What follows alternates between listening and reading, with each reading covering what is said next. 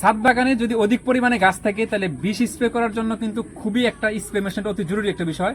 তো যত বেশি পরিমাণ গাছ থাকবে সেই গাছের পরিমাণ অনুযায়ী আপনাকে স্প্রে মেশিন নিতে হবে এবং আপনার বডির সাথে কোনটা আপনার সহজে রিলায়েবল ভাবে আপনি স্প্রে মেশিন করতে পারবেন সেই ধরনের আপনার মেশিন আপনার ক্রয় করতে হবে। এর জন্য আমার সাথে উপযোগী সময় উপযোগী আমার প্রয়োজন বোধে আমি এই মেশিনটাকে কালেক্ট করেছি আমার পছন্দ অনুযায়ী। তো এটা আমরা একটু আনবক্সিং করে দেখি যেটা কি অবস্থা। যদি আমরা এটা দেখেন, এটা হচ্ছে 8 লিটারের একটা মেশিন। এই আমাদের মেশিনটা আমরা এটা বের করলাম। এই হচ্ছিল আমাদের মেশিনটার অবস্থা। আর এইটা এখানে আমাদের একটা নল আছে। তো দেখেন এটা হচ্ছে 8 লিটার একটা সাইজের মেশিন।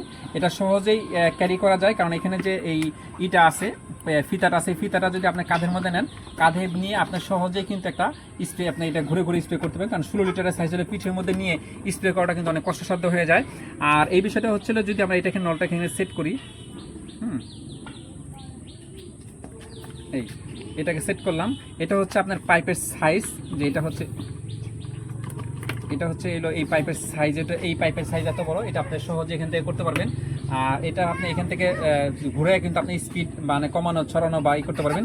আর এটা সহজে এইভাবে স্প্রে করে দিতে পারবেন, আর এইভাবে ফিক্সড করে ধরে দিতে পারবেন, যাতে কিন্তু আপনার বের হয়ে যাবে। হয়ে গেল।